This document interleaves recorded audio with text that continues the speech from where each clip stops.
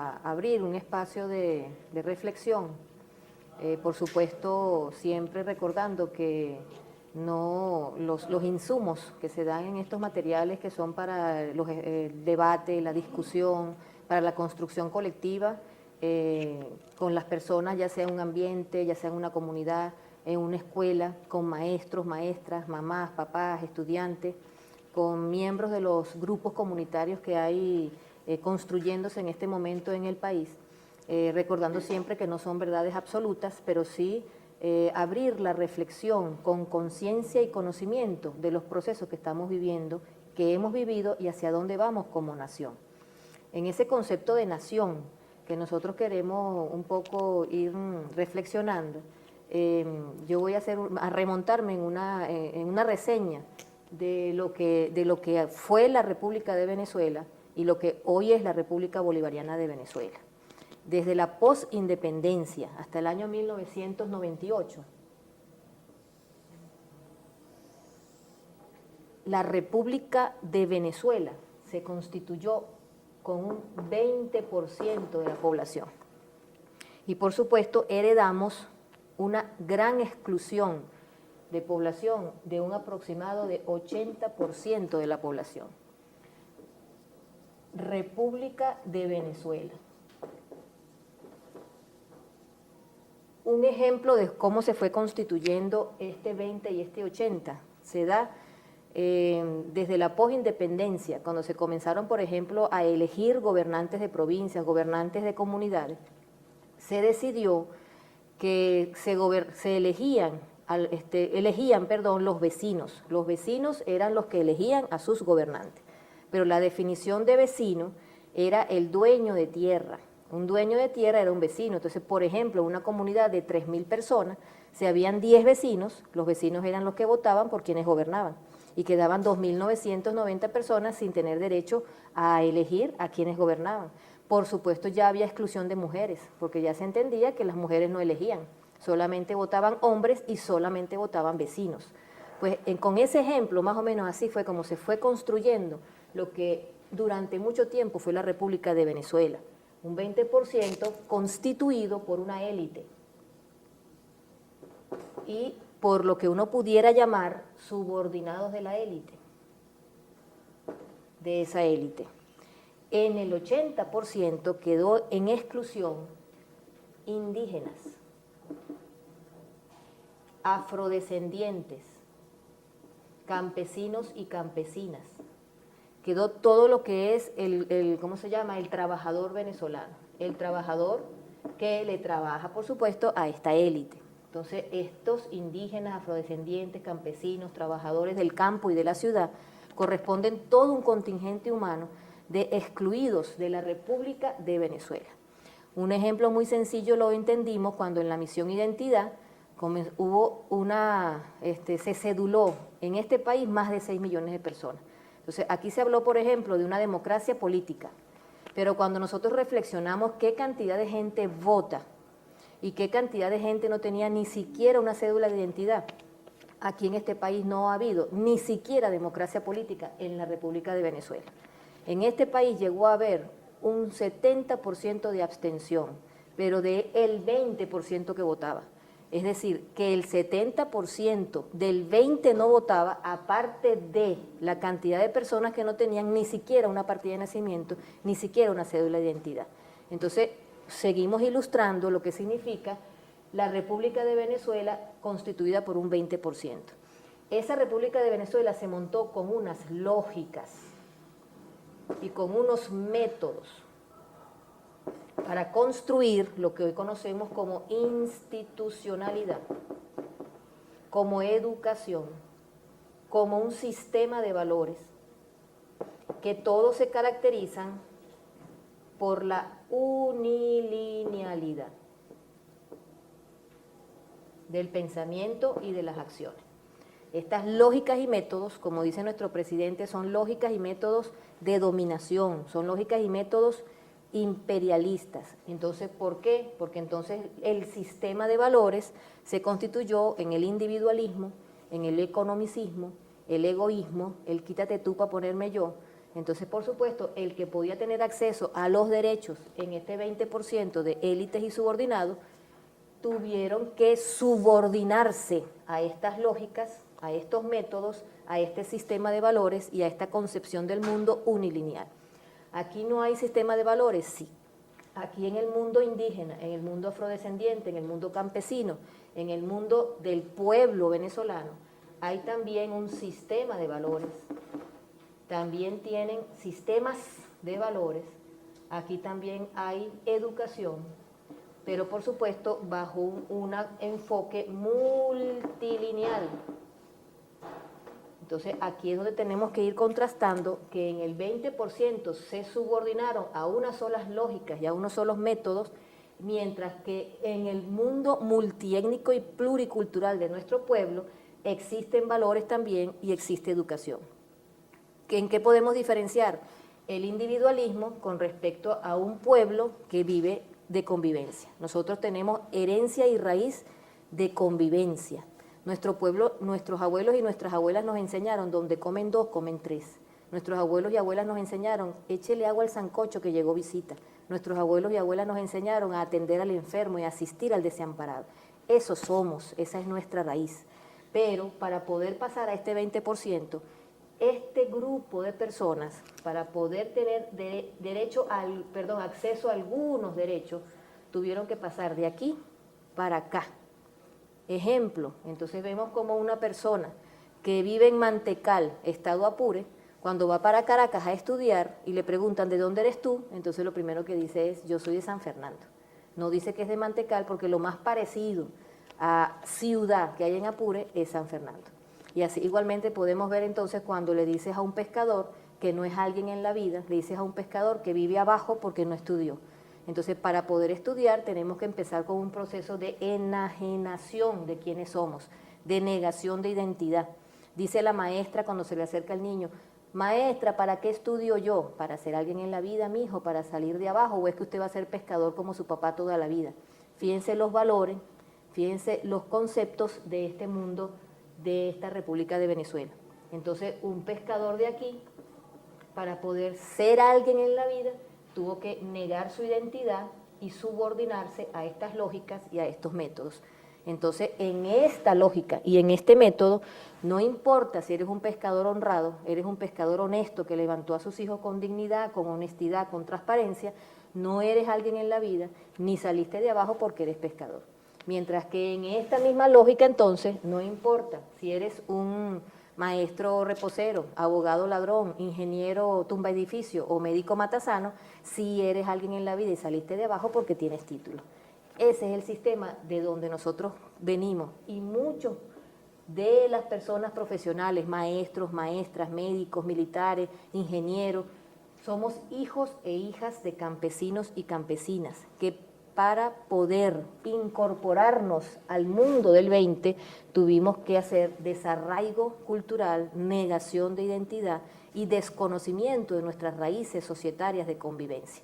Esa es la República de Venezuela que nosotros heredamos, con una institucionalidad de exclusión.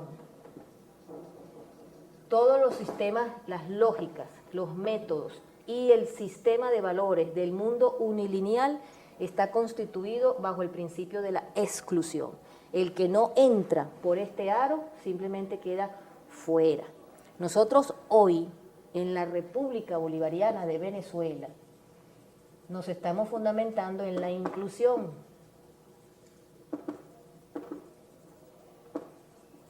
Pero la República Bolivariana de Venezuela no se está gestando, y oigan el verbo, gestando, está emergiendo, pero no se está gestando y emergiendo aquí, bajo estas lógicas y estos métodos. La República Bolivariana de Venezuela se está construyendo con otras lógicas y otros métodos, porque si estos métodos fueron para la exclusión, tenemos que construir los métodos para la inclusión. ¿Cuál es el problema? Que la gente que se constituyó en esta institucionalidad y los libros y las recetas que tenemos en las alcaldías, gobernaciones, en los ministerios, en los organismos públicos, todo está montado bajo estos métodos y bajo estas lógicas. Por eso es que estamos refundando la República. pero para poder refundar la República hay una idea de que no, que es que todo este 80 vamos a ver cómo lo metemos aquí a este 20 para que se incluya. No, la República Bolivariana de Venezuela se está construyendo aquí, en este contingente, con este contingente humano. Y por supuesto aquí empiezan a emerger nueva institucionalidad, nueva educación y nuevo sistema de valores. Nueva educación, nuevo sistema de valores y por supuesto un nuevo Estado. Y ese nuevo Estado obliga a gestar, a generar, a inventar, como decía nuestro maestro Simón Rodríguez, a inventar una estructura que permita realmente la inclusión bajo el concepto humanista. El ser humano primero, no lo administrativo primero, el ser humano primero, no la economía primero. Entonces es una sociedad que responde a lo humano. Y para poder responder a lo humano, con una sociedad multiétnica y pluricultural, las lógicas y los métodos tienen que ser multilineales. Para nosotros lograr eso entonces, en la República Bolivariana de Venezuela, que no decimos que entonces este contingente queda excluido, sino que este subordinado que tuvo que negar su identidad, comienza un proceso de encuentro consigo mismo. Y esto se comienza entonces a ir ampliando para poder entonces la República Bolivariana de Venezuela ser todos. Hay gente que se está yendo del país, sí es cierto. Hay gente que no soporta, por ejemplo, que el ministro de Educación sea un afrodescendiente. Hay personas que no entienden y no reconocen que nuestros indígenas son gente. Nosotros en la República de Venezuela escuchamos personas decir, indio no es gente, negro no es gente. Entonces hoy en una sociedad multiétnica y pluricultural donde la inclusión pasa por reconocer los valores de nuestros pueblos indígenas, los valores de nuestros pueblos campesinos, los valores de nuestros pueblos afrodescendientes, entonces hay un choque de lógicas y hay un choque de métodos. Por eso es que la reflexión que abrimos acá en este momento histórico es que nos pongamos a mover el piso de nuestras propias concepciones de cómo un pueblo cayó en la trampa de la lógica de dominación, cómo un pueblo cayó en la trampa de subordinarse y creerse inferior. Porque si a este indígena se le dijo que no era gente, entonces ¿cómo hago para poder pasar para acá y ser gente? Si a este afrodescendiente le dijeron que no era gente, entonces ¿cómo paso para acá para ser gente? Pues ahora nosotros estamos construyendo una educación que permita reconocer, y eso es calidad educativa. Calidad educativa pasa por la pertinencia, por el reconocimiento de la diversidad y por una construcción pedagógica multilineal. Con respeto y reconocimiento de la diversidad podemos ir entendiendo el mundo global, entendiendo el mundo universal desde y a partir de nuestra raíz, con conciencia y conocimiento de los procesos. Eso es uno de los aspectos que yo quiero insistir, resaltar en estos debates que ustedes van a hacer. No basta nada más tener conocimiento, tenemos que tener conciencia de lo que está pasando en nuestra república. Y no basta nada más tener conciencia, tenemos que tener conocimiento de lo que está pasando en nuestra república. Con conciencia y conocimiento vamos a ir construyendo entonces esa nueva institucionalidad. Aparecen las misiones educativas que dan respuesta oportuna e inmediata a tanta exclusión que heredamos. Aparece el sistema educativo bolivariano que empieza a dar, sentar bases pedagógicas y curriculares que puedan reconocer la diversidad e ir construyendo conocimiento. En esta lógica que heredamos, la educación es consumista. En esta lógica que estamos construyendo, la educación tiene que ser para producir conocimiento. Aprender desde la interculturalidad. Uno de los principios fundamentales de estas nuevas lógicas es el principio de la interculturalidad, como de igual a igual nuestros pueblos indígenas, afrodescendientes, campesinos, trabajadores, profesionales, que venimos de nuestra raíz indígena también, campesina, de nuestros pueblos nos podamos encontrar en nuestros saberes.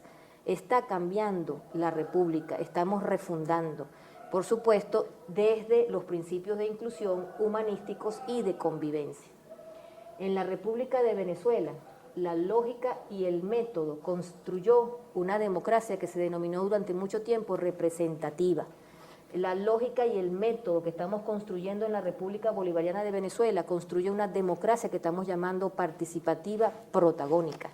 la lógica y el método de la República de Venezuela construyó una dimensión social tan desequilibrada porque se fundamentó en la exclusión de un sistema y de una concepción unilineal del mundo.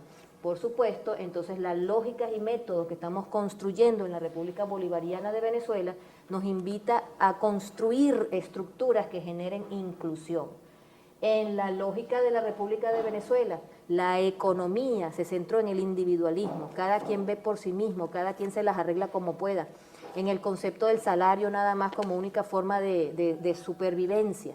Nosotros hoy entonces estamos diciendo que en la lógica de la República Bolivariana de Venezuela tenemos que construir los métodos que permitan una economía social solidaria, con un trabajo cooperativo bajo el principio del bien común. Entonces, y en la República de Venezuela se constituyó una lógica y método unilineal del conocimiento.